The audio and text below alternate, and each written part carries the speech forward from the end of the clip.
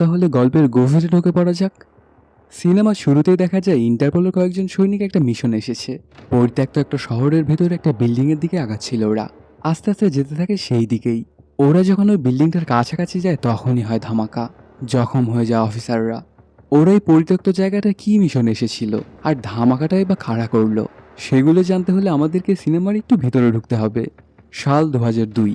এক দোকানের শাটার ভেঙে ভেতরে এসে একজন তার বাবাকে কল দেয়। ছেলেটা ভয়ে কাঁপছিল আর বাবার অবস্থান সম্পর্কে জানতেও চাচ্ছিল। ঠিক তখনই দোকানের ভেতরে রড হাতে প্রবেশ করে আরেকজন, আর ছেলেটাকে সজোরে আঘাত করতে থাকে। যতক্ষণ ওই ছেলেটার নিঃশ্বাস চলছিল ততক্ষণ ওকে মেরেই যাচ্ছিল লোকটা। আর ফোনের ওপার থেকে বাবার নাম ধরে বারবার ডাকছিল। ওর নাম মহসিন আর ওর বাবা মাসুদ। দেখা যায় ওদের গ্রামের সবাইকে নিয়ে কোথাও একটা যাওয়া হচ্ছিল। মাসুদের ছোট ছেলের নাম জায়েদ। আসলে এই সময় ভারতের যেখানেই মুসলমান ছিল সেখানেই হামলা করছিল রাজনীতি করা কিছু হিন্দু। মূলত ওদের গ্রামের লোকদের বাঁচানোর জন্য নিয়ে যাচ্ছিল একটা হাভেলিতে। এই জায়গার রাজ করত মাসি। ওনাকে সকল ধর্মের মানুষই খুবই শ্রদ্ধা করত। যদিও বা উনি হিন্দু ছিল তারপরেও মুসলমানদেরকে আশ্রয় দিচ্ছিল। তখন ওনার সেক্রেটারিকে সবার থাকার ব্যবস্থা করে দিতে বলেন মাসি। ওর নাম মুন্না। সে জায়গা তো করে দিতে চায়, কিন্তু ওর কথার মধ্যে কেমন একটা খারাপ গন্ধ বেরোচ্ছিল। তারপর সবাইকেই একটা জায়গায় রাখা হয়। এই ব্যাপারগুলো ঘটে যাওয়াতে সবাই অনেক চিন্তিত। এজন্য সব পরিবেশ দেখতে বাইরে যায় মাসুদ। হঠাৎ করে সে খেয়াল করে দেখে অনেকগুলো গাড়ি এই হাভেলির দিকেই আসছিল। এটা দেখে অনেক ভয় পেয়ে মাসুদ গিয়ে সবাইকে দরজা জানালা আটকাতে বলে। সবাই ঠিক তেমনটাই করে। কিছুক্ষণের মধ্যে সেই গাড়িগুলো হাভেলিতে এসে পৌঁছে। এতে মাসির এখানে কাজ করা সবাই যায় ব্যাপারটা দেখতে। সাথে সাথে হাভেলির গেট ভেঙে প্রবেশ করে ওরা। এসেই মাসির লোকদেরকে কচুকাটা করতে থাকে। তারপর এন্ট্রি নেয় বলরাজ। সে সরাসরি মাসির কাছেই চলে আসে আর এক ঝাটকায় মেরে দেয়। মাসি মুসলমানদেরকে আশ্রয় দেওয়াতে ওনাকে আজকে মরতে হলো। বলরাজ মুসলমানদের নামও শুনতে পারে না। তারপর শুরু করে দেয় তাণ্ডব লীলা। এক এক করে সবাইকে মারতে থাকে। ওদের একটাই দোষ ছিল যে তারা মুসলমান। ছোট বাচ্চা বৃদ্ধ পোয়াতি কাউকেই ছাড়ছিল না এই মানুষরূপী শয়তানরা। এক এক করে সবাইকেই মারছিল। মাসুদের বড় ছেলে মহসিনের বউ সেই সময় ভরা পোয়াতি ছিল। তখন মুন্না তো ওনাকে জোর করেই খারাপ কাজ করে দেয়।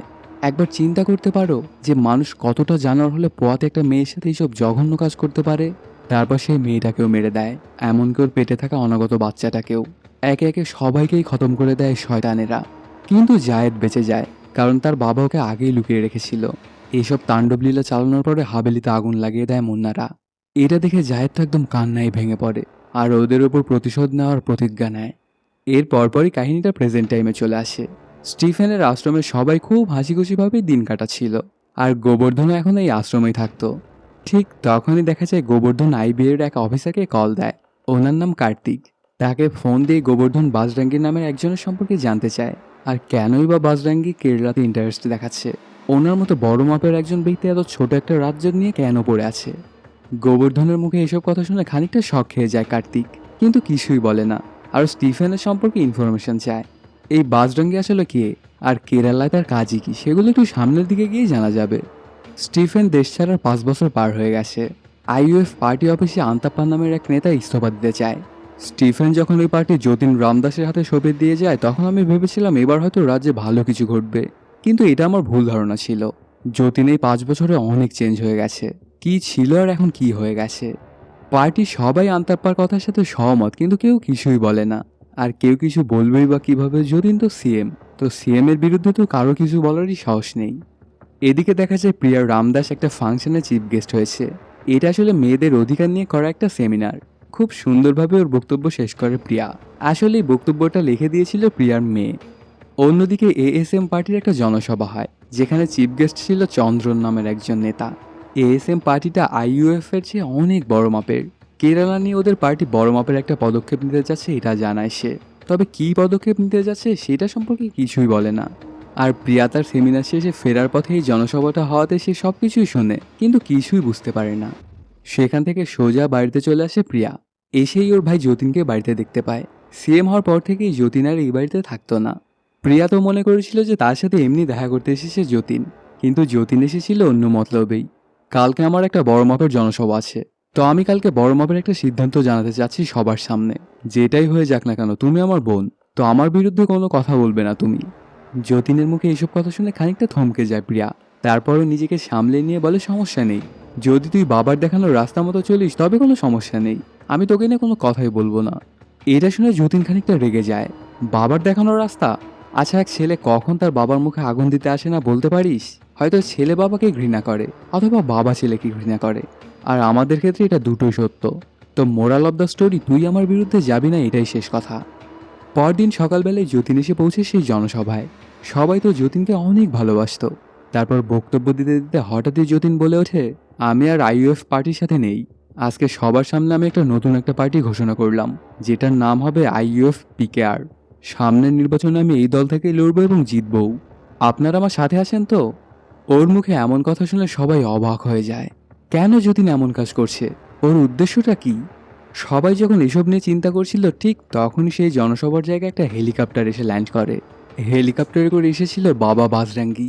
আসলে যতীনের আমন্ত্রণে বাবা বাজরাঙ্গি এখানে এসেছিল। এটা তো দেখছি বড় রাজ, যাকে সিনেমার প্রথমেই দেখা গিয়েছিল মুসলমানদের সাথে জানোয়ারের মতো আচরণ করতে। আসলে এখন থেকে আইইউএফ পিকে আর বাজরাঙ্গির এএসএম পার্টির সাথে কাজ করবে। এই ব্যাপারটা কেউই যেন মেনে নিতে পারছিল না, কারণ এএসএম পার্টি ধর্ম ব্যবসা করে, ধর্মকে পুঁজি করেই ওদের রাজনীতি।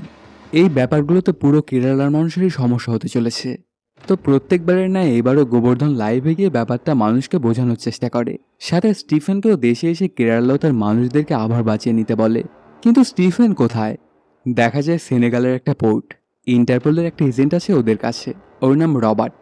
ওকে সাথে নিয়েই একটা কনসাইনমেন্ট করতে যাচ্ছিল একদল গুন্ডা। আর এই খবরটা ইন্টারপোলে যেতে খুব একটা সময় লাগে না। আসলে ওই দল গুন্ডা কাবুকা কার্টেলের অংশ। নিজেদের এজেন্টকে বাঁচানোর জন্য ইন্টারপোলের অফিসাররা সেনেগাল গিনি বর্ডারে অপেক্ষা করছিল। পুরা দলবল নিয়ে প্রস্তুতির সাথে এসেছিল ইন্টারপোল। ওরা আসা মাত্রই ওদেরকে ধরে ফেলবে। আর এই পুরো মিশনের দায়িত্ব পড়ে এজেন্ট মেনুইনের কাঁধে। ওরা জায়গা মতো পজিশন নিয়ে অপেক্ষা করছিল। কিন্তু কাবুগারা ওদের অবস্থান জানতে পেরে মেইন রোডটা ব্যবহার না করে মরুভূমির ভেতর দিয়ে যেতে থাকে, যেন তারা ইন্টারপোলের হাতে ধরা না পড়ে যায়। ঠিক তখনই ওদের ওপর অ্যাটাক হয়। 3টা যুদ্ধ হেলিকপ্টার নিয়ে অ্যাটাক করা হয়। এক নিমিষে প্রায় সবাইকেই মেরে দেওয়া হয়। তারপর পরই এন্ট্রি নেয় স্টিফেন ওরফে লুসিফার ওরফে আব্রাম কোরাইশি। এক এক দেশের মানুষ তাকে এক এক নামে চিনে। ওকে আসা দেখে রবার্ট বলতে থাকে, আমি ইন্টারপোল এজেন্ট, এরা আমাকে ধরে রেখেছিল, তো প্লিজ আমাকে বাঁচিয়ে নিন। কিন্তু ওর কথার কোনো সত্যতা খুঁজে পায় না লুসিফার, আর এক ঝাটকায় মেরে দেয় ওকে। এই খবরটা ইন্টারপোল পর্যন্ত যেতে খুব একটা সময় লাগে না। আর এই কেসটা ইনভেস্টিগেট করার জন্য দায়িত্ব দেওয়া হয় মেনুইনকে, কারণ রবার্ট ওর কলিগ সাথে সাথে খুব ভালো বন্ধুও ছিল। আর মেনুইনকে এই কেসটা সম্পর্কে সকল তথ্য দিতে বললে বরিস নামের আরেকজন এজেন্টকে। মেনুইন যাই করবে সেগুলো বরিসের থেকেই শুনেই করবে।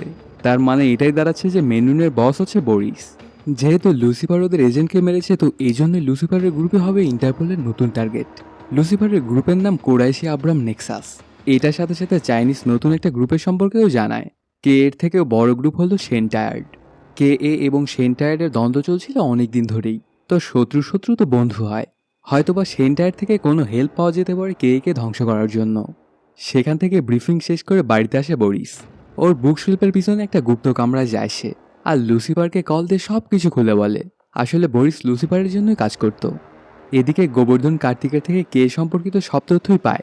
সাথে কার্তিককে একটা পেন ড্রাইভ দেয়, যেটাতে কে সম্পর্কিত সব ইনফরমেশন ছিল। বাড়িতে এসে গোবর্ধন চেক করতে থাকে সেই পেন ড্রাইভটা। কে এর লিডারের হাতে একটা আংটি দেখে গোবর্ধনের পুরনো একটা স্মৃতি মনে পড়ে যায়। সে স্টিফেনের হাতেও ঠিক ওই রকমই একটা আংটি দেখেছিল। তখন ওরা বুঝতে বাকি থাকে না যে কে এর সাথে স্টিফেনের তো কোনো একটা কানেকশন আছেই। আর সেটা জানতে স্টিফেনের একটা লোকের কাছে আসে।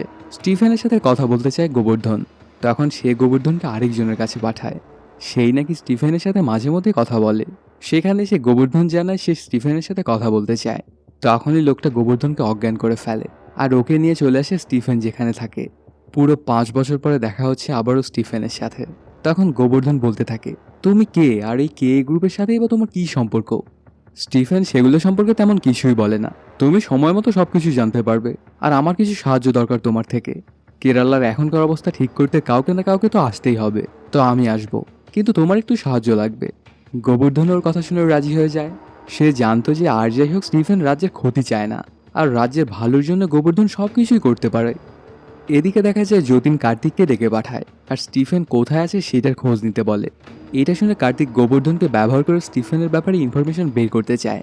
কিন্তু যতীন এটা কোনোভাবেই বুঝে উঠতে পারছিল না যে কার্তিক এত বড় অর্গানাইজেশনের একটা এজেন্ট হয়েও কেন গোবর্ধনের মতো একটা ছোটোখাটো ট্রুথ সিকারের কথা ভরসা করবে। কিন্তু কার্তিক জানায়, স্যার অনেক সময় আমরা যেটা জানি না সেটা গোবর্ধনের মতো ছোট মাপের মানুষরাই পায়। আর 5 বছর আগে স্টিফেন যখন দেশ ছেড়েছিল তখন শেষবারের মতো গোবর্ধনের সাথে সে কথা বলে গিয়েছিল। তো এই জন্য হয়তো বা ওকে ধরলে আমরা আসল খবরটা পাবো। সাথে কার্তিক এটাও বুঝতে পারে না যে যতীন একজন সিএম হয়েও স্টিফেনের মতো ছোট মোটো একটা প্রাপ্ত এমএলএকে কেন ভয় পাচ্ছে। আর যতীনের মাথার ওপর তো বাবা বাজরাঙ্গীর হাত আছে, তবে ওর কিসের এত ভয় স্টিফেনকে নিয়ে? তখন যতীন বলে, 5 বছর আগে স্টিফেনের নাম ছাড়াও কিছুই ছিল না, তারপরেও আমাকে এই রাজ্যের সিএম বানিয়ে দিয়েছিল সে। তো যার ইশারায় সিএম হওয়া যায় সে ছোট কোনো লোক না। এদিকে ইন্টারপোল স্টিফেনের খোঁজ পেয়ে যায়। 2 দিন পরে স্টিফেন একটা মিটিং করবে কাবুগা কার্টেলের সাথে। ওদের মিটিংয়ের জায়গা ফিক্স হয়েছিল ইরাকের ক্যারাকোস নামের জায়গাটিতে। সাথে সাথে মেনুইন তার দলবল নিয়ে বের হয়ে পড়ে ইরাকের উদ্দেশ্যে। কয়েক ঘন্টা জার্নির পর ওরা সবাই চলে আসে ইরাকের ক্যারাকোসে। সবাই যার যার পজিশন নিয়ে নেয়। পুরো শহরটা যুদ্ধের পর থেকেই পরিত্যক্তভাবেই পড়েছিল। আর এখানেই হবে 2 দলের মধ্যে মিটিং। ইন্টারপোল এই জায়গাটিতে নজর রাখতে থাকলে হঠাৎ করে কয়েকটা গাড়ি এসে পৌঁছে। তারপর একটা গাড়ি থেকে বের হয় স্টিফেন। কিন্তু ইন্টারপোলের কোনো ক্যামেরাতেই স্টিফেনের মুখ ধরা পড়ছিল